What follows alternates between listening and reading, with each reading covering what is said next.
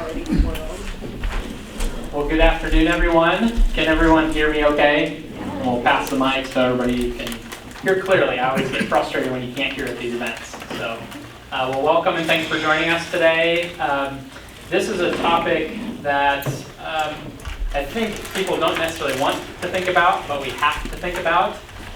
And our distinguished panelists think about this stuff pretty much every day. And so we're grateful for them sharing some of their knowledge and expertise with us on this topic. But I will ask, the reality is we should be filling this room with every business owner, manager, employee across the county, because this affects everyone, ultimately, personally, professionally. And so please pass on this knowledge. We're recording today, so we can pass it on to those that aren't present. But please tell your customers, clients, others that stakeholders you work with about this topic. We need to pass on best practices so we're the best business community that we can be in Seward County and the surrounding areas. So thanks for joining us, and we appreciate your flexibility to change locations today. Perfect that we had to change locations for emergency preparedness because they have water outage today in the library. So that's why we had to change locations, which is just what you would expect for a luncheon like this. So thanks for your flexibility to move. And then before I introduce our speakers, and I'd like to thank our sponsors for today, Cattle Bank and Trust, Jones Bank, Memorial Healthcare Systems, Pet Source by Schroeder, Aspire Professional Group, Heirs and Heirs, Black Hills Energy, Concordia University, Fastmart, Hampton Enterprises, Hughes Brothers, Cool Radio and 104.9 Max Country, Nebraska Public Power District, Rimbold Lepke Law Firm, R.W. Beckler and Associates, Southeast Community College, Seward Lichty Insurance, and Terracon. If we give those sponsors a round of applause for their support. And also, thanks to Sam's Club for providing the delicious meal for today's luncheon. To get the chance to see Gil, tell him thank you. And then, I guess I didn't introduce myself. I'm Jonathan Jenk with the Seward County Chamber and Development Partnership, and I'd like to introduce our staff as well. You get to see our work, in many and various ways, and obviously coming to a luncheon like this is one example of the work that we try to do at the Chamber to ensure that we're supporting our local business community. So with that, we have Joni Brechka, who's our Director of Marketing and Storytelling. She does all the beautiful visuals that you see and tells the stories of all of you in Seward County. We have Jacob Jennings, who serves as our Director of Community Affairs, works on a number of different community and economic development projects, I'd say, especially focusing recently on childcare, housing, broadband connectivity, other workforce development related issues. Donna Hendrickson, Executive Assistant and Events Planner. She's the one that made sure all the food was here and that you all showed up. And so we can't do things like this without Donna, so thank you. And then also Harrison Helmer in the back, our Director of Membership. If you have any questions about membership related things, he's your go-to guy. And so we have some upcoming related events, networking opportunities, and so I'd encourage you to plug in through the Chamber. With that, I'd like to introduce our panelists. We have Gary Petersen, who's Seward County Emergency Manager, Jerry Zieg, Beaver Crossing Volunteer Fire Department, Chris Schroeder, Nebraska Emergency Management Agency, and Sandra Hobson for Nebraska Preparedness Partnership. And then we had a fifth presenter that you may have seen in our marketing materials, Molly Bargeman, and she got called away to serve those impacted by the hurricane down in Florida. And so again, this stuff happens when we're dealing with a topic like this. And so our thoughts and prayers are with Molly as she travels down there to serve. And so each one of these presenters are going to introduce themselves, do kind of a brief presentation on their individual kind of areas of this very broad topic. And then I have some questions that will kind of serve as a panel kind of back and forth. And would welcome you as attendees today to please write down your questions, and then as soon as they get done, all four of them presenting individually, then we would welcome questions from the audience to engage in the conversation further. So with that, Gary, if you wouldn't mind getting us started. Yep, like you said, I'm Gary Petersen. I'm the Emergency Management Director for Seward and York Counties. been doing this since 2005 for York County, or Seward County, and in 2008 for York County. So we're a resource, just like everybody up here we're a resource. We're not really responders, except for general needs in the fire department and stuff, but if something happens, we're there to be, I am the local liaison between the local and state and federal government. So, but we're also preparedness. We want people to be prepared ahead of time. The more we can do in that area, the safer we are and the quicker response that we have. And then also the recovery end of things. Once we're done with that disaster or incident, you know, what can we do to get the community back up and running as soon as possible? You know, schools are a critical part of that, government's a critical part of that, and the business is a critical part of that. We want to get back to normal as soon as possible. So, like I said, I'm a resource. You can call me and I can assist whenever I can, before, during, and after incident. I'm Jerry Zieg. I'm on the fire department Beaver. That night, we had fire departments from Friend and Utica come down, and everybody went door to door, looking for, making sure everybody was good, marking the door so everybody knew that that house had checked. The next day, one of the problems was, you know, we had a lot of people coming in to clean up so we could get started on the rebuilding process, but I think it was NEMA said that you cannot put rubbish on any ground that is not owned by the village. So where do you go with it? So that was a problem for the village board from the beginning. And I think it ended up to be they just put it wherever they could anyhow. But the village was lucky that we had water and sewer. Our systems were already in place for something like this to happen. With no electricity, we were still able to function. Everybody had water and sewer. A couple of problems that I've heard was, number one was the insurance. A lot of people had trouble with their insurance companies. And that was the number one problem. And they didn't think that they were getting what they should be. And so I think there was a group called Insurance Busters that came into town.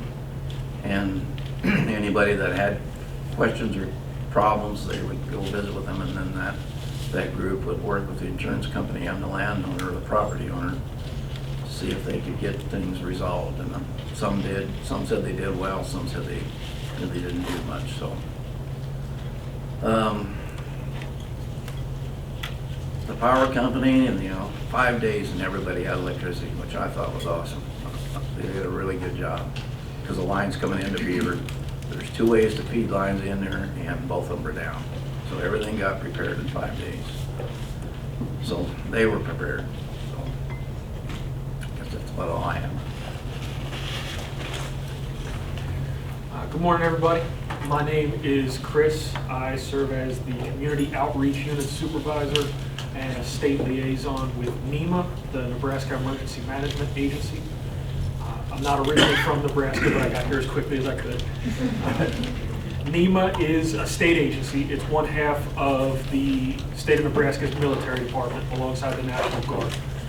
So the director of the agency is Major General Craig Strong. But NEMA as an entity is in place with the vision and the mission of working with local communities, local emergency managers like Mr. Petersen, responders of all kinds, community officials of all kinds, and business owners like yourselves to prevent threats and impacts to life and property from disasters, as well as assist in the response and recovery from such incidents. And it is a mission and a vision that takes a different shape and looks a bit different from one community to the next, as it should, because what works best in Seward is not going to be what works best in Scotts Bluff, and vice versa, but rightfully so. And what we try to do is, before, during, and after disasters, is engage not only local emergency managers, but local municipal officials, local business owners, members of the public at large, to better understand who you are, and what your questions are, your concerns with future disasters, impediments or obstacles from previous disasters, or what we can do to connect you to subject matter experts that might be able to better address your individual concerns and help facilitate and assist in events like this one, where we can learn from the past but also be ready for the future and a number of things in between. And I'm lucky to be sitting at a table with a number of subject matter experts, and I'm looking forward to learning as much as anybody else here during this event. Happy to be here.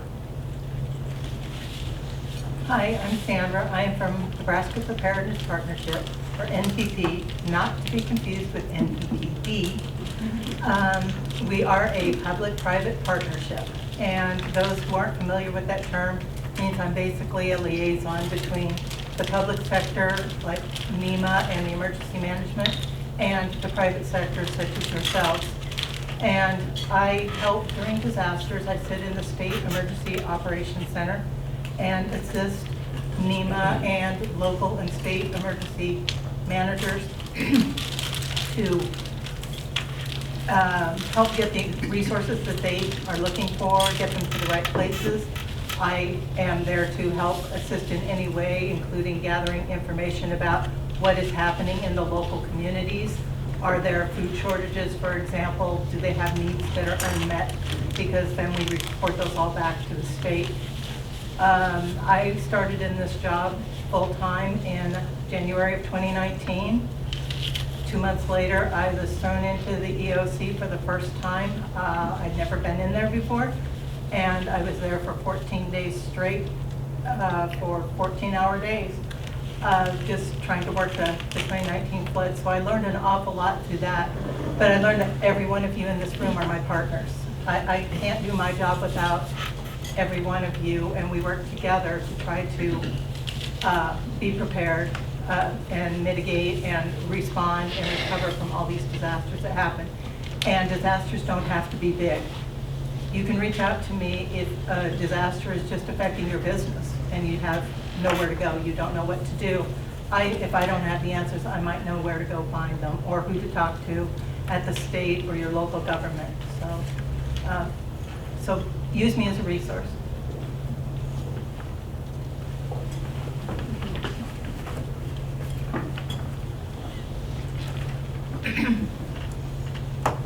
All right, well, thank you all for the introductions. So again, we have a list of questions that we've prepped for, but I would also acknowledge that as we have sort of content experts up here, we also know that all of you have experiences with disasters. I mean, the reality is where we're at in our time and place in this world. We've all dealt with a lot recently, and so this is why this topic seems so timely. But please feel free to share some of your experiences and to reflect back maybe what you're hearing, because the best we can do is learn from the past so we're prepared for the future. And so I would ask that this is really an active participation today from those in the audience to really engage with our panel speakers, and so we can all learn together. So I'll start with Gary here. What are the most common types of emergencies or disasters that small businesses in Seward County should be prepared for? Well, I think we all know that our number one is natural disasters. That's what we always look at. We're most familiar with tornadoes, ice storms, winter storms. But you know, we're moving into different areas now. The wildfires that went through Lancaster County, that's very close. That can happen here. It gets hot and dry and windy. We have areas, you know, where people build in the trees, and if it gets in there, it's going to be tough to stop. You know, we have areas like that too. So there's been focus on wildfires. Also, the power companies. There's an energy plan now, because if we lose our major energy suppliers, that's a big issue, especially for businesses that rely on that sort of stuff. Cyber. Same thing for businesses. You know, there's a big focus on that now, especially at the state level and other areas there too. Pandemic, everybody dealt with that. Loss of personnel, the loss of health, and a lot of them haven't even recovered from that anymore here too. And, you know, we don't have a whole lot of issue here with flooding, but remember just a few years ago where we lost a water main right in the city of Seward, drained the water tower. So that affected everybody in the community too. And the city did a great job of getting that fixed and just for even finding it, because the break was underneath the river. And they did a great job just finding it, and then get it fixed and back up and operational. So the city was well prepared for that. You know, we have hazmat incidents that can happen. We have trains going through that carries hazardous materials, trucks. We also have things that can affect livestock producers, bird flu. We haven't had a major outbreak really, except we did have a major one in York County where we had a bird farm that we had to dispose of. Nebraska Farm Bag had to euthanize almost his entire flock because of bird flu. And that's a major setback, especially for him and the community. So, you know, we have to look at the whole picture. You know, what affects your business? If you're not located near flooding, then you don't need to really focus on that. But your severe weather incidents are one of the major things, you know, when you look at. But think of all the other things that can impact your business also. Thanks, Gary. Okay, Jerry, obviously you described some of your experience with the 2014 Beaver Crossing tornado. Could you share a little bit more about the firsthand experience during the disaster and lessons you learned in terms of business continuity, sort of the impact on the business community? Well, probably our main business in Beaver Crossing is a hardware store, and he was open for business that day after the tornado. And his biggest problem to start with was he needed a generator to run his computers, so he could actually, because to start with they were just writing everything down on paper that somebody was coming in, that people were coming in to buy. That was probably the biggest business problem we had. We don't have very many businesses, but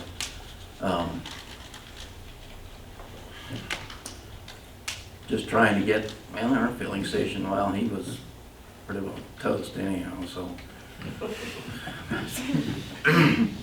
I would say that was our biggest problem. Sure.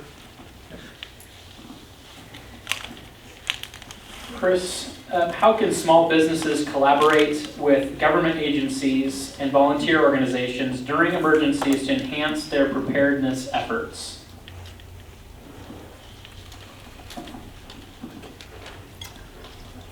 It's a very good question, and I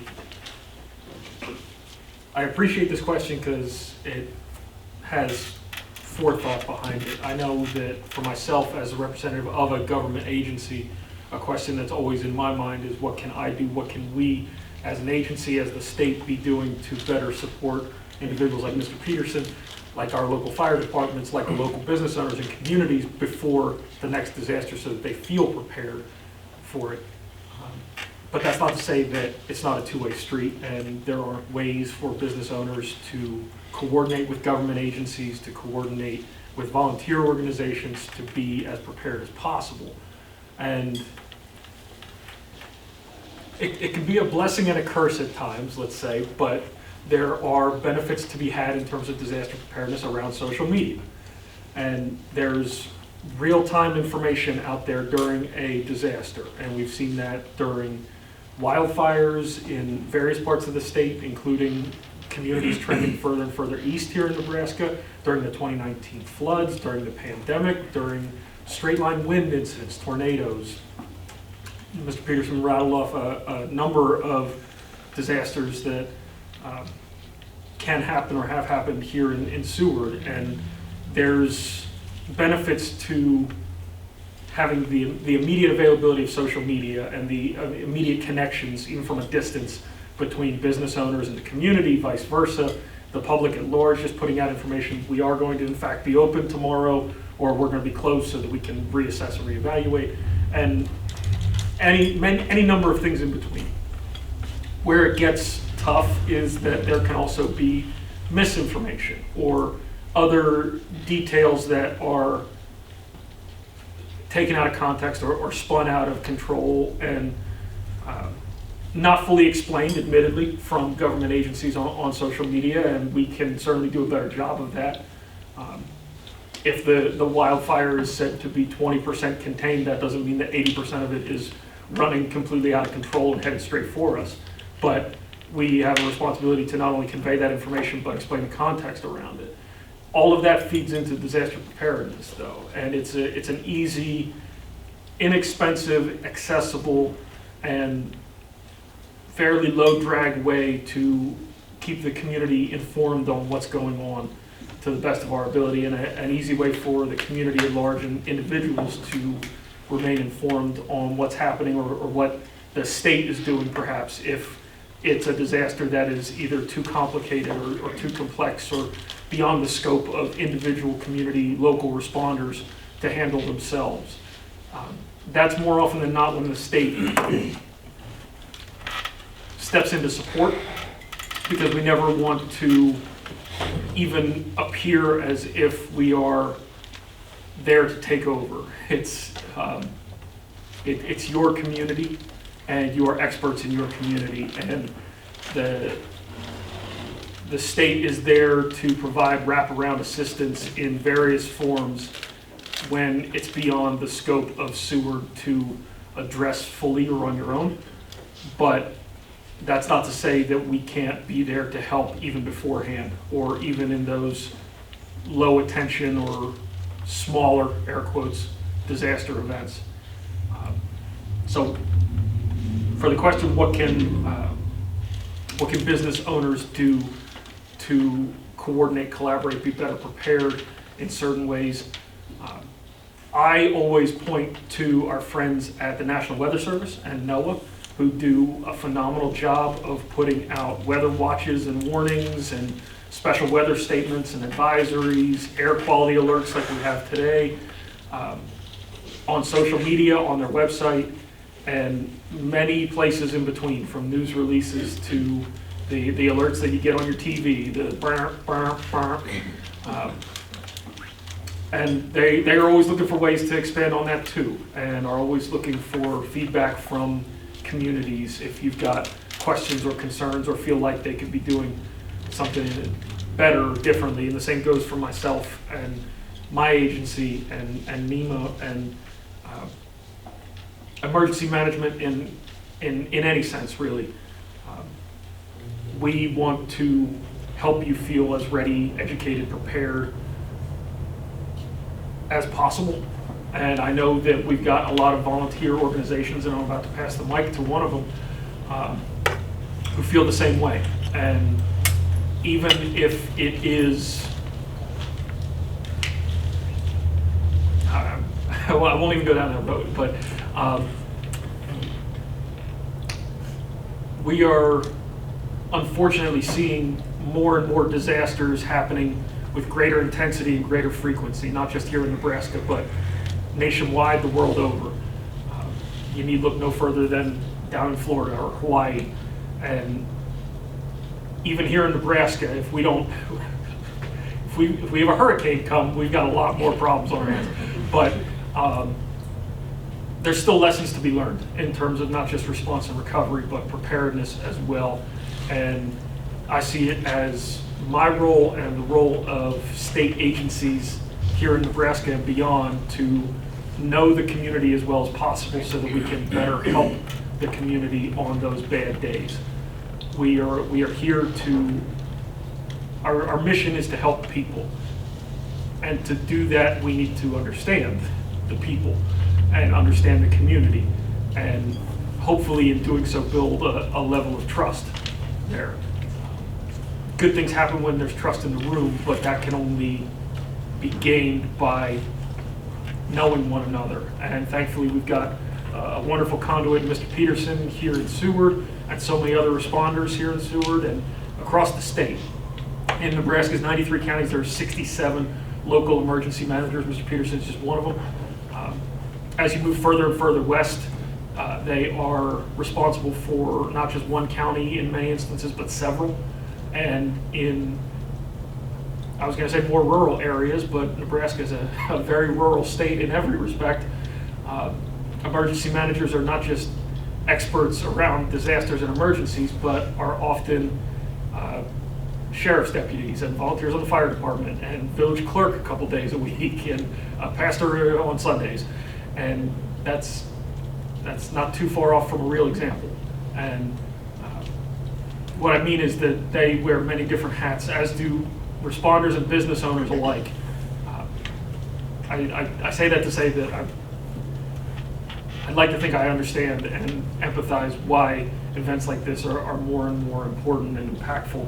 And I appreciate the opportunity to be here. But hopefully we can address issues and concerns and have trust before something goes completely sideways, so that there's a lot less unknowns. Because that's the big concern for a lot of people, understandably so, is that if a tornado touches down or a flood happens or a wildfire sparks, what do we do? Who do we call? Where do we go? Are questions that are universal for everybody. But with the smallest amount of preparation and training and planning, there are answers that can be close to hand for those questions. And it's when there's uncertainty or those questions arise but the answers don't follow far behind that panic can really make things worse for individuals, for the community at large, for business owners, employees, everybody in between. So a key to that is remaining informed, and again, the Weather Service and NOAA are wonderful at that, and there are other resources out there. Again, another resource is sitting, I was going to say sitting right here to my left, but up here and around the room right now today. And there's some sheets, some forms that I brought with me, and Ms. Hendrickson was kind enough to print out, that have some templates and some links and some toolkits on a lot of what I've mentioned and will be mentioning here today. Also happy to speak to any specific questions or concerns beyond that.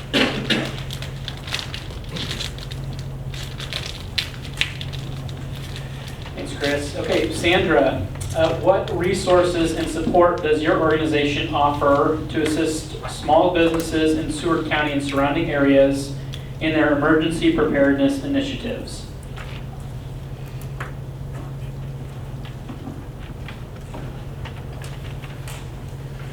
Nebraska Preparedness Partnership, we offer a lot of preparedness training and exercises. We like to do that during what we call our blue sky days when we aren't dealing with a disaster. And some of those trainings can be around things such as how to do a risk assessment for your business, how to do a business impact analysis, on ICS training that you can do through FEMA.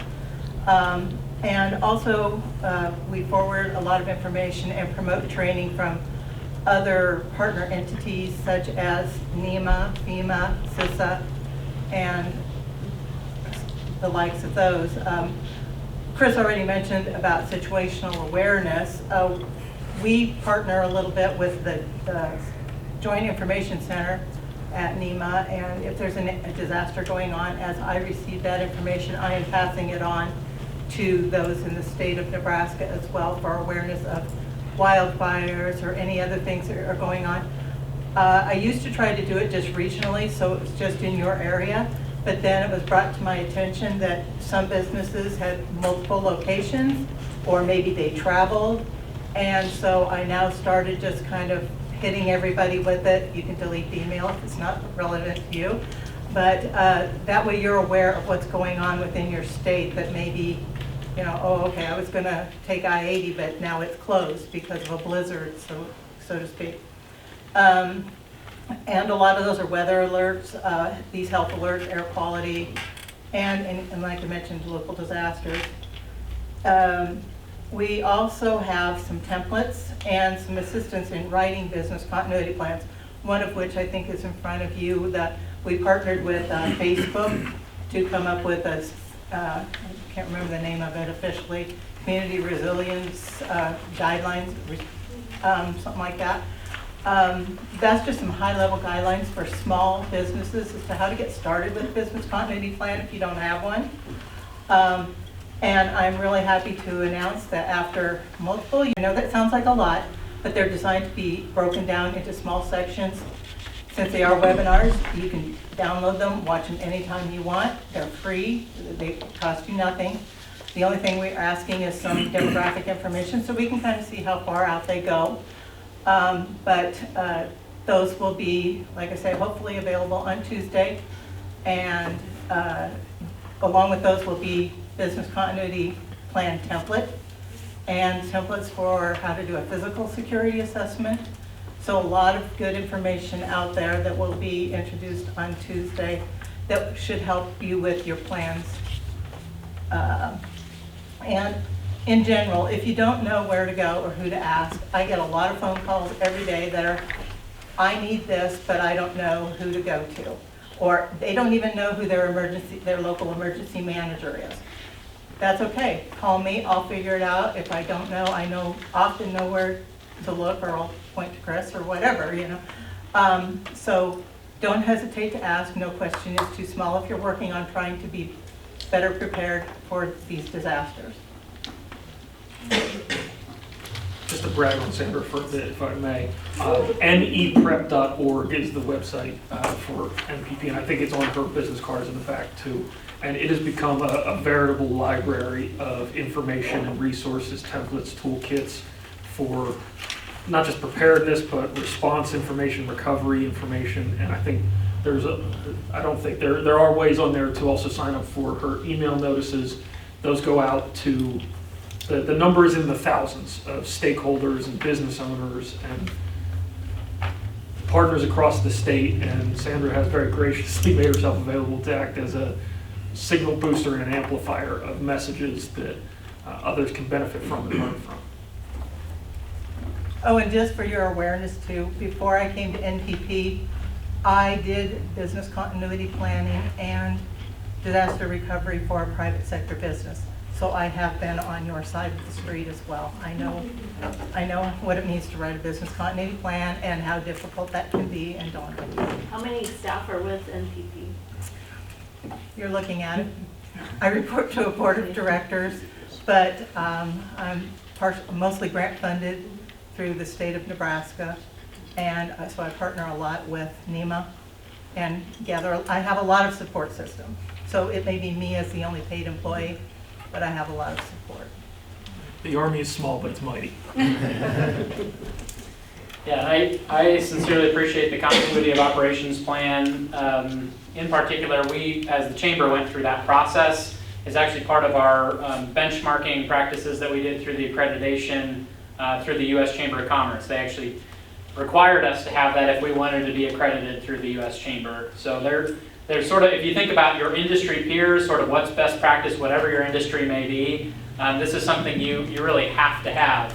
And I didn't think about some of these questions like, well, what if the Civic Center goes away? Where do we go? Right? These are questions that all of us have to ask, and that's why I think that business continuity of operations plan, or co-op as we call it, is such a critical document for all of you. No matter how big or small your business or organization is, it's absolutely critical to have in place. We're happy to share ours, by the way, from the chamber if you'd like to see it. All right, Gary, we'll jump back to you here. How can small businesses assess their vulnerability to different types of emergencies, and what are some specific strategies to mitigate those risks? But like we said before, you got to identify what can affect your business, but also what do you rely on to keep your business going? Almost everybody has personnel, fuel, supplies, transportation, power supply, buildings, your building structure. What is it that you need to keep your business running? And this continuity of operations plan, that's a great way to identify what you are going to need. And then also, if you lose any portion of that, how does it affect you as well as your customers? Your customer base is relying on you also. So you need to be looking at that also. But you need a plan for your business. The school has a plan, Concordia has a plan, Pet Source has, but people have plans. But once you have that plan, do a walkthrough with your local law enforcement, with your local fire and rescue. Have them come walk through your facility so they know what's in that building. And share that plan with all your employees. Just don't have it sitting in a book somewhere and it never gets read, because it needs to be shared. And you can share that plan with the responders too, so they know what your plan is. And then practice that plan. Just do a simple walkthrough, okay? Our plan says we're gonna do this if fire breaks out. We're gonna do this if a tornado comes through. Walk through that plan. And then you can do a tabletop exercise. It's a discussion-based exercise. You have everybody that's involved in that. You can bring in the fire department, law enforcement, all your employees. Okay, this is what happened. You know, we've done them at Concordia, and the schools have participated too. So it's just simple. You get a scenario, and this is my role, this is my responsibility, this is what I'm going to do. And you're always going to find something that may not be quite right in that plan. So then adjust your plan. It's real simple to do. And if you feel comfortable, you can do a full-scale exercise where you actually bring in law enforcement, you actually bring in fire and rescue. You know, it's just like a real-time incident. And then you're always going to find out something that may or may not have worked right. But focus on the good as well as the bad that could have been better, and then improve your plan. But every exercise I've been involved in, communication is the #1 problem. It doesn't matter if it's which department it's with, but it always seems to be communication. Another thing you do to help mitigate your risk is notification. Have a different type of notification, not just one. Have weather apps on your phone, TV, radio. Seward in York County, we have emergency notification system. It's going to kind of transition here at the end of September, and it got kind of bought out that we're going to do Everbridge. Excuse me, is the name of our system. But you can sign up, it doesn't cost anything. You can go to my website and do it, or there's other ways you can also subscribe to it. But it'll send out automatic weather notifications. If there's a water main break, we can send that out if requested. The sheriff's office here in Seward County uses a lot for missing persons. They use it for people they're looking for in a certain area. They'll send that notification out, help people lock their doors and stuff. So it's a great tool. The city of Seward, they use a different system called Code Red, but you can sign up for as many as you want to, different systems. So, but always have more than one notification, especially for severe weather. And like I said, have that written plan. And it's also good to encourage your employees to have one at home, because if they're worried about their children or their other family members at home, they're not going to be much value. You know, it's your business either. And check your insurance policy. I don't care if you're a business, homeowner, check your insurance policy. Because when something happens, that's not the time to find out that you're covered or not covered for certain things. And so and there's no free money. If a major disaster happens, he's not going to write you a check. And FEMA's not going to write you a check. For small businesses and individuals, it's very tough. Rarely is there individual assistance disaster declaration to help those people. Your best bet, you know, for small business is going to be the Small Business Administration loan, a lower interest loan, and your insurance. Those are your two best options. And it's the same way with individuals. It's very tough to get an individual assistance disaster declaration. I don't know how many there's even been in Nebraska. I think Pilgrim item. Pilgrim, we requested individual assistance from FEMA and it was turned down. And that's amazing. Just as one frame of reference. I Yeah. think Nebraska across the state has received individual assistance from FEMA for 4 separate incidents since the year 2000. It's somewhere near close to that. It's on one hand. Yeah. And from what I've heard, it's not a real. But and it's I'm gonna try and explain this without getting on my soapbox. The bottom line is, and I've said this to FEMA myself, so this wouldn't be the first. Sandra's already chuckling. FEMA's individual assistance system nationwide and at the federal level is broken. It functions after major disasters, but unless it's a hurricane like what's happening down in Florida right now, or something on a catastrophic level, many other states in this part of the country just don't meet the thresholds that FEMA has set for that assistance. In fairness, they have been called to task to try and address some of these issues in the last couple of years, and they have committed to trying to redress some of those things. It's a big federal-sized ship to try and turn. Even the year before last, or the fall of 2020, our friends across the river in Iowa had a derecho pass through, and they were approved for individual assistance from FEMA. But of all of the individuals and business owners who submitted applications for that assistance, only 3% were accepted. And FEMA's still dealing with the fallout from some of those communities, and rightfully so, as they should. But that's just one example to sort of frame a reference on that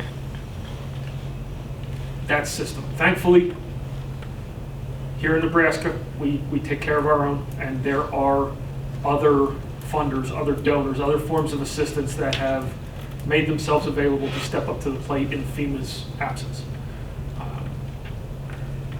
That's not to say that FEMA can't help address other public infrastructure and things at a community level, but when we get down to the granular scope of individuals and households and businesses, FEMA assistance isn't always a viable solution.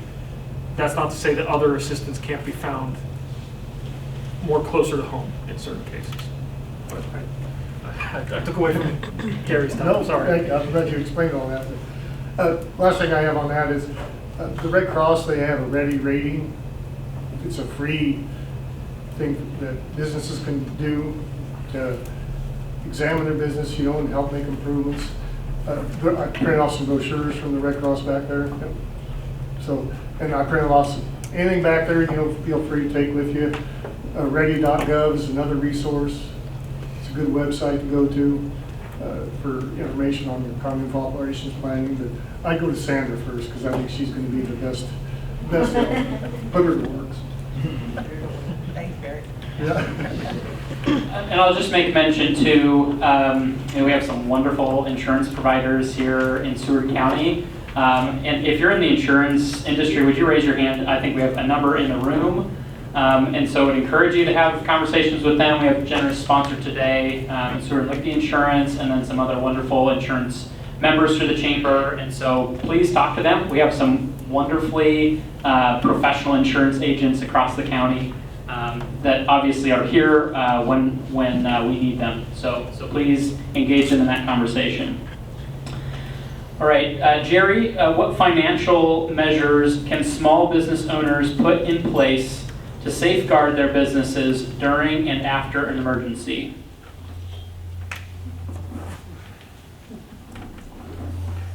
Well, I don't know how you do that other than just Savings account. savings account. Make sure you're insured. And I went through that just about 2 years before the tornado. We changed companies and I was way underinsured. And so that helped me greatly. And it would your business too, is make sure everything you have is covered under insurance and as high as it needs to be to replace it. Yeah, I'll encourage you, I don't know, for those that are kind of in and around Seward, they got hit by the 2022 hailstorms. We're still cleaning up from that. The chamber owns a commercial building, and we had about $500,000 in damage, which was over half the value of the building. And so we got some more stories to tell if you want to kind of debrief more about that. But yeah, you do not want to be underinsured. All right, we'll move on to Chris. Could you share some success stories of small businesses that effectively recovered and rebuilt after facing a significant disaster?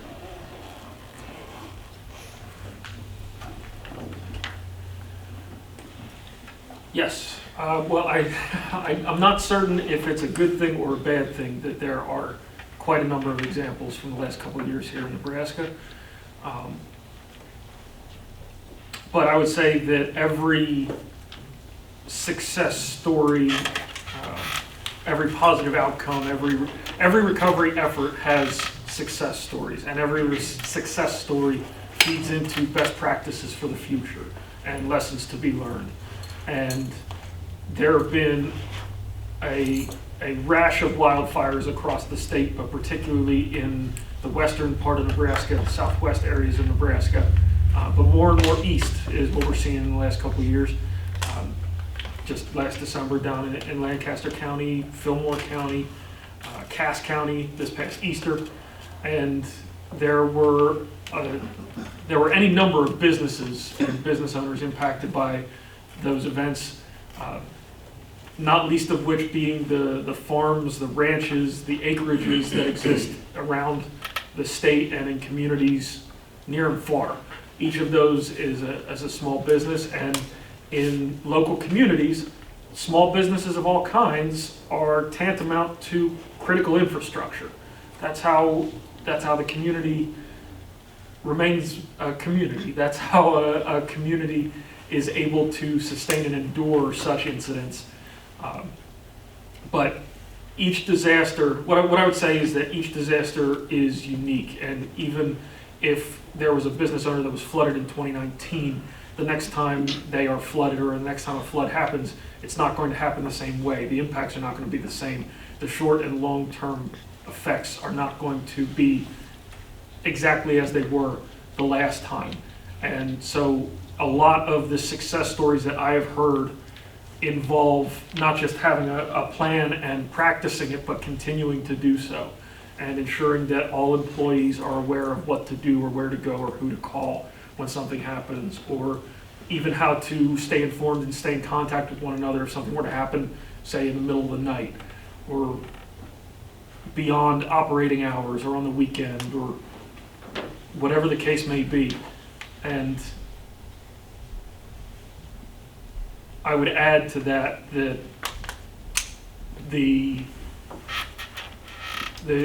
recurring rhythm in which you practice those plans. It doesn't need to be every day, it doesn't need to be every week, but where complacency tends to creep in is, well, we've been through a tornado, we've been through this sort of event, we don't need to continue to practice that.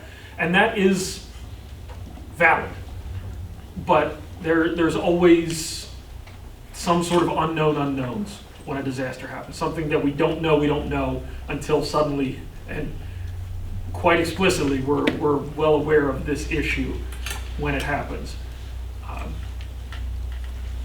And it could be everything from loss of livestock in a wildfire, or burnt up fencing, so now the livestock is everywhere around the county, or even just the flooding of a business, a hardware store, and the loss of products, the loss of materials, viable operating picture.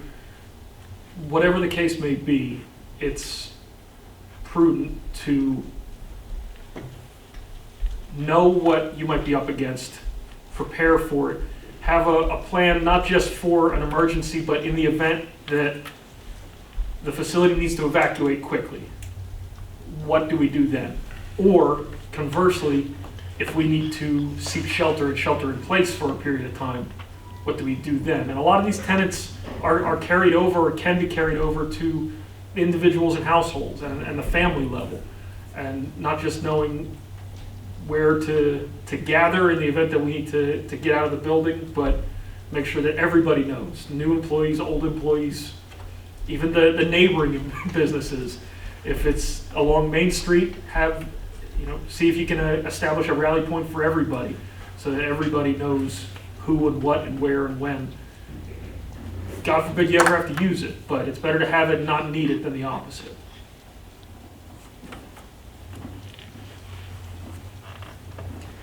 Sandra, how can small business owners stay informed about potential emergencies and the latest preparedness guidelines in and around Seward County?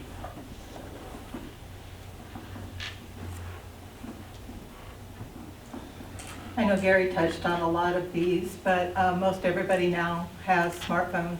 There are a lot of smartphone apps, as he mentioned. Definitely sign up for your local, whatever it is, Everbridge, Code Red, Alert Sense, whatever it may be. If you don't know, you can contact your emergency management area or emergency management agency, and they will be able to help you with that. FEMA also has an alert app, and you can sign up for the types of alerts you want to get. Those can include even dense fog advisories, weather warnings, that kind of thing. And the National Weather Service also has an app. The National Weather Service website as well is very good about giving you they do a lot of situational awareness for outlooks for the next few days, especially when we're getting into some severe weather type situations. The extreme heat, they had 4 or 5 days out that they were continually looking at to give you alerts for that. They do the same thing for blizzards and that kind of situations. As Chris had mentioned, if you have signed up to receive information from me, as soon as I'm made aware of anything in your area, I can definitely send that information out. I pass that along from state and local emergency management.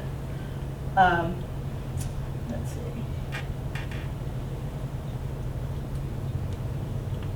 That's about all I can think of right now that Gary, well, like I said, Gary even touched on some of those, but Gary touched on a lot of them. So. Gary, during an emergency, communication is vital. What are the best communication channels and strategies for small businesses to reach their employees, customers, and suppliers? No, that's a tough one. It depends on how many employees you really have. You know, the university and schools, they have their own mass notification system where they can send out to parents and students and stuff like that. But if you're a smaller business, you know, cell phone's gonna be your best option. And texting a lot of times will go through better than a phone call will. So if you can get a calling tree where you can text people or call them, that's gonna be probably your best option. And same with your customers, you know, and your suppliers. And if something happens, those two are probably gonna be some you're gonna contact first after your employees, you know, your customers, suppliers.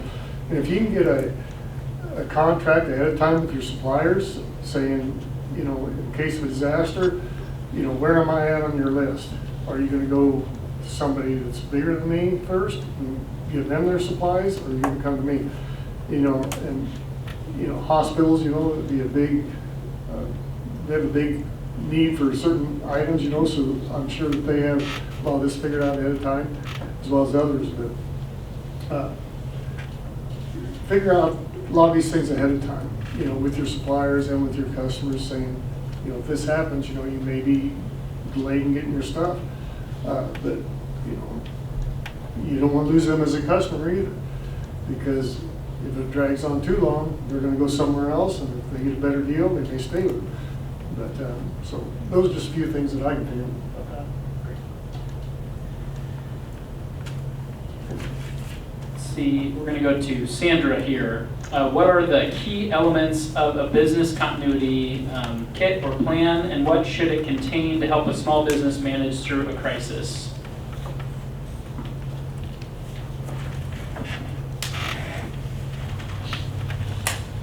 Okay, I'm kind of thinking of this along the business continuity kind of kit. If you're talking about from a business perspective and not individual, a basic kit should, as Gary had already mentioned, include your continuity plan, and that should, which then should include things like your critical contacts, your vendors, any regulatory agencies that you have to report to for financial institutions, for example.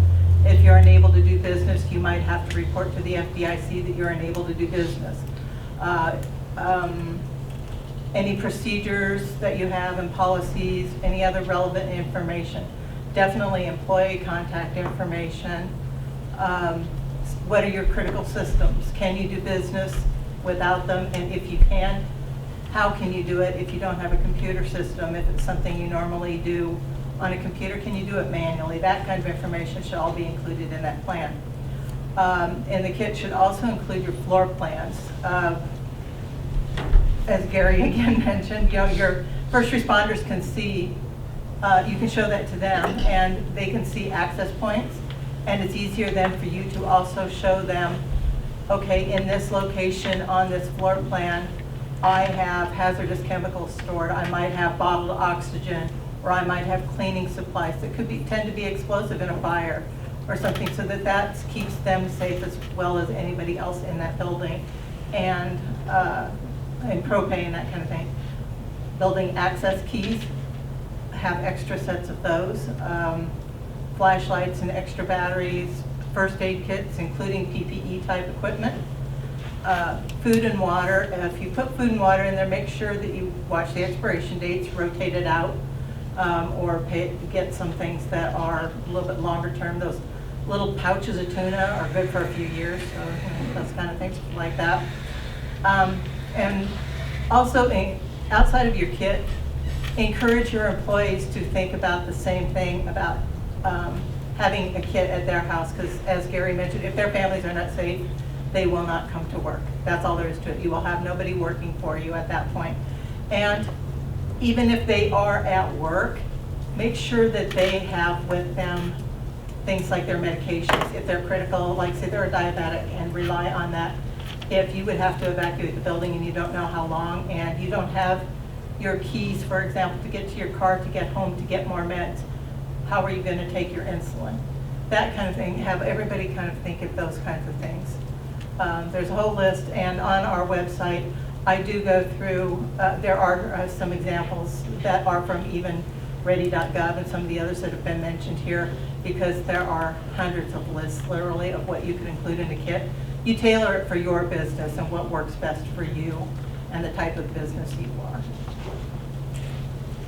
Sandra, you mentioned floor plans of the facility, the building, and based on some of the stories that I've heard from business owners who've been impacted the last couple of years, I'd expand that to just any, quote, important documents, insurance policies, deed to the property, proof of ownership of materials or equipment or whatever the case may be. And again, these are, many of what Sandra touched on, what these lists are born out of, are success stories and best practices that individual owners and businesses have implemented. Another one that I've heard born out of the 2019 flooding is pictures either on your phone or print out photos of all four sides of the exterior of the building, just as a before set of pictures should the worst happen or should a flood occur.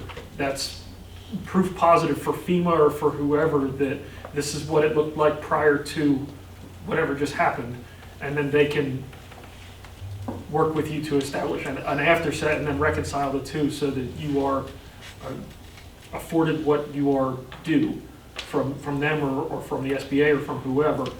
But as she mentioned, the list is very, very long, but it's also scalable to you and your employees, your business, your stakeholders, your neighbors, and your needs specifically.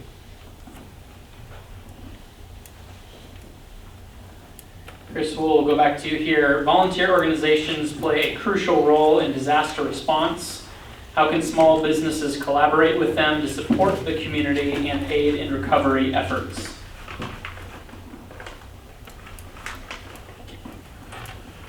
This is another very good question, and it really all comes down to what can our nonprofit partners, what can our partners full stop do to help the community feel ready, prepared, educated about the future. And Mr. Petersen mentioned our friends at the Red Cross, and they are capable of performing trainings for a business, for employees on everything from CPR and first aid and AED stop the bleed training to any number of things. They can come in, install a smoke alarm for free and show everybody how to use it and make sure that it's still working properly. These are just a few examples, and I'll use the rest of this time to plug what's called Nebraska VOAD, V-O-A-D. That's Voluntary Organizations Active in Disaster. And it is quite simply a network of nonprofits and government agencies and related stakeholders who are willing and wanting to help a community before, during, and after a disaster event. And everything from CPR training to business continuity planning or emergency response planning for businesses, for individuals, for the community at large. And it's not just nonprofits that maintain volunteers either. It's, yes, the American Red Cross, the Salvation Army, the Habitat for Humanities of the world, Team Rubicon, but also the food banks. The National Guard is part of VOAD. There are state agencies, government agencies, even FEMA and federal agencies who are a part of that network, and it's all predicated upon communicating and collaborating on behalf of local communities and using feedback and events like this to inform the next event or the next training and learning opportunity. And I know I and others with Nebraska VOAD, Jan is the current chair, and I would be doing this plug even if she weren't here, to be clear, because it is a wonderful network that spans not just Nebraska, but much, much further. And there's a national VOAD of various partner agencies, but every state also has its own network, and it's specific to the needs and the capacities of each respective area, each respective state. And then that's further informed by the local communities, local responders, and emergency managers, and what training, what equipment are they needing, are they missing? Do the local businesses and local communities have or are needing, wanting, missing? And what can we do to connect the dots on it?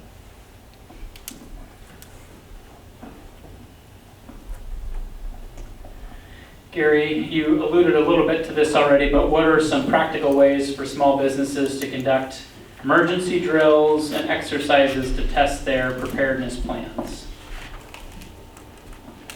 Yeah, I talked on doing a walkthrough, doing a tabletop exercise, doing a full scale if you want to. For smaller businesses, if you're going to have a calling tree, just do that every year. Make those phone calls saying this is a test, and this is what you should do in the case of an emergency, and then repeat, this is a test. Just do a call down to all your people. We've done that with our local emergency planning committee, and we'll do it again this year. But it just gets you in that routine of what you need to do, and make sure that those people are still have a current phone number and nothing's changed. And check with them regularly too. Whenever you do an exercise, though, exercise to succeed. Don't throw in injects where it's going to throw somebody for a loop. Plan to succeed in your exercise, but take note, what went right and what can be improved, and make those changes, and focus on that. And also, whenever you do an exercise, if you're going to have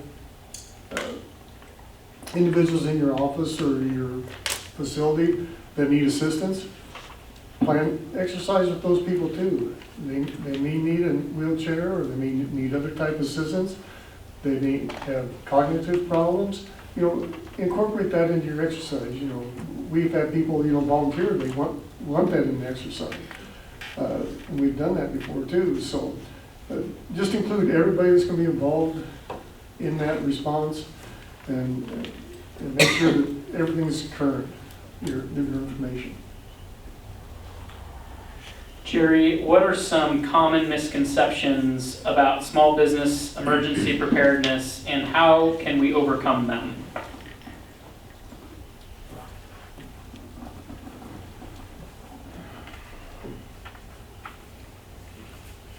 Well, small businesses, I would think, would probably have a harder time recovering from disasters And so they need the support of the community and help them. And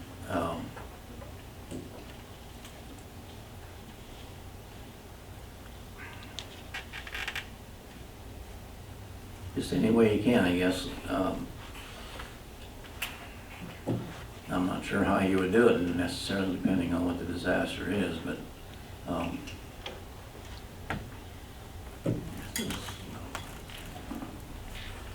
Okay, just a couple more questions if you have questions maybe that you're interested in asking the panel. We're going to be mindful of time as well, so we can be done here right at 1. Chris, how can small businesses collaborate with neighboring businesses to create a more resilient community during emergencies?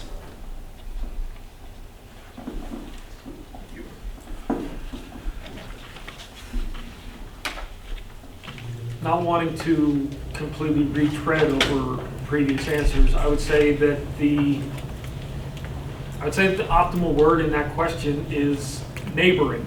Everybody wants to be a good neighbor, and just like a neighborhood, just like a set of residences and homes, it's good to know who your neighbors are. It's good to know who else is adjacent to your business, what they do, who they are.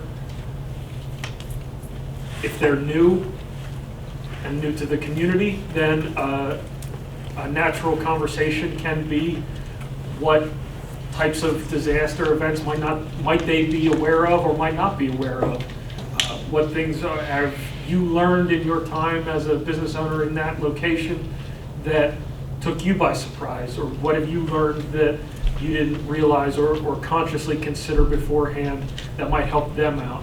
They can also serve as wonderful emergency contacts.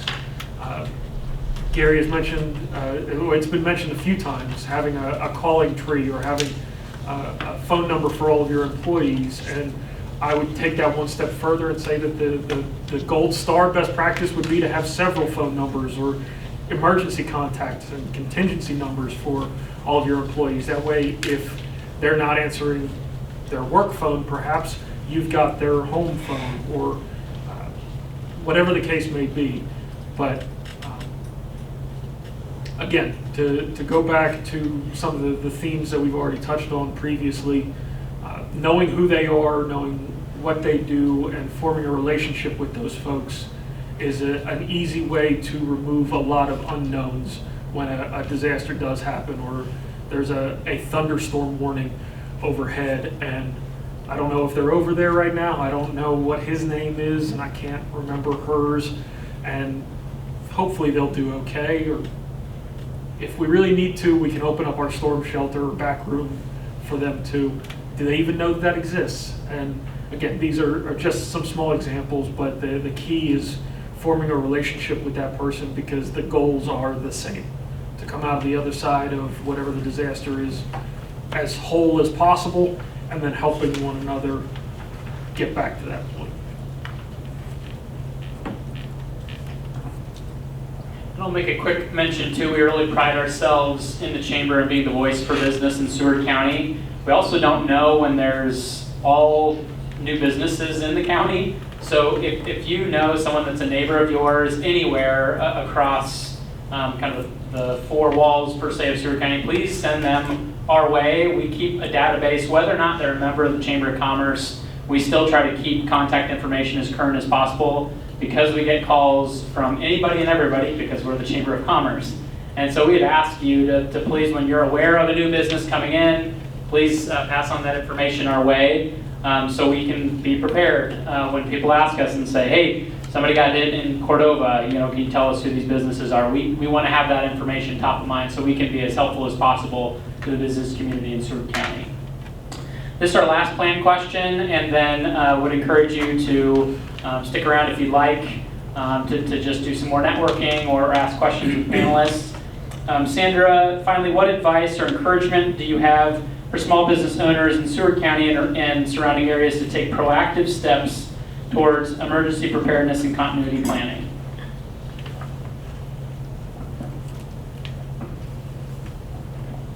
The biggest thing I would suggest is to keep in mind that any plan is better than no plan. It can be very overwhelming to start a continuity of operations plan, but you do not have to eat the whole elephant at one time. You can take it bite by bite. Start with small pieces. Start with critical contacts, especially your employees. Test that, as Gary pointed out.